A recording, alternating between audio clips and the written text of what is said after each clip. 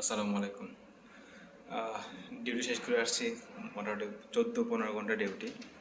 ওই ডিউটি শেষ করে আসার পরে এখন হচ্ছে যে ভাত খাবো, ভাত খেয়ে আবার ঘুম, ঘুম থেকে উঠলে আবার ডিউটি। তো এই যে দেখেন, এখানে তরকারি রান্না করে রাখছি আজ থেকে ধরুন 2-3 দিন আগে। ওইটা ডিউটি থেকে আসি, গরম করি, আবার খাই, আবার ইয়ে করি, এভাবে প্রতিদিন চলে আর কি।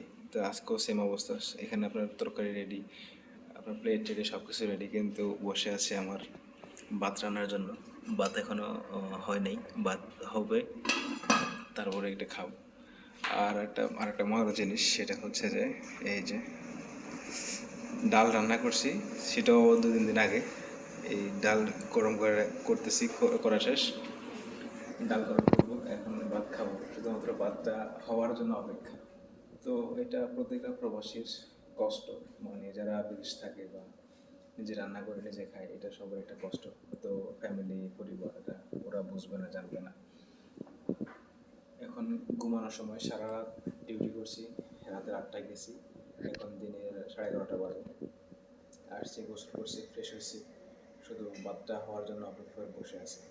তো এটা যে আসলে কতটুকু কষ্টের, চোখের মধ্যে অনেক ঘুম, চোখে মানে ভালো দেখতে পাইতেছি না।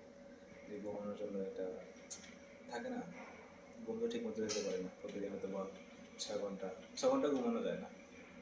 আপনার আবার ঘুমালে দেখা যায় তোর মধ্যে ডিস্টার্ব, ওরা ওঠে, ওদের ডিউটি যায়, এর মধ্যে অনেক সমস্যা।